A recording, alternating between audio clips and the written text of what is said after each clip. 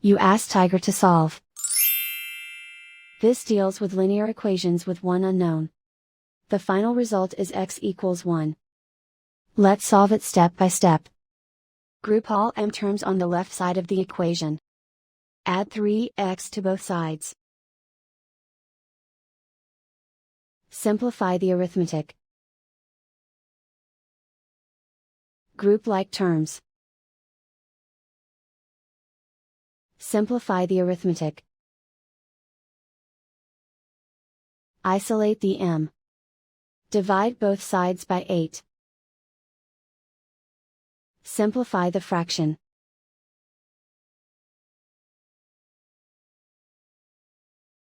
And so the final result is x equals 1.